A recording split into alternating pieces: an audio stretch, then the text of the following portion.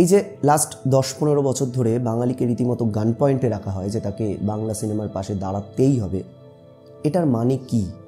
এটার মানে কি একটা মানুষকে 200 টাকা দিয়ে টিকিট কেটে মাল্টিপ্লেক্সে গিয়ে সিনেমাটা দেখতেই হবে? কতবার দেখবে একটা মানুষ 200 টাকা দিয়ে টিকিট কেটে সিনেমা?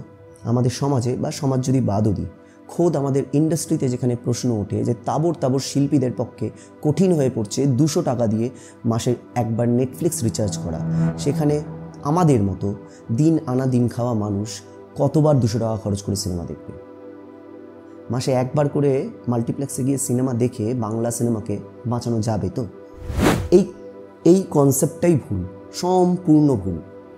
ঠিকটা হলো সিনেমা দেখতে হবে, সিনেমা দেখা দরকার। যাদের যে সিনেমা ভালো লাগে তাদের সেই সিনেমা দেখতে হবে। সেটা যদি আনন্দের সিনেমা হয় তাহলে আনন্দের সিনেমা, কান্নার সিনেমা হলে কান্নার সিনেমা, ভয়ের সিনেমা হলে ভয়ের সিনেমা, লড়াইয়ের সিনেমা হলে লড়াইয়ের সিনেমা।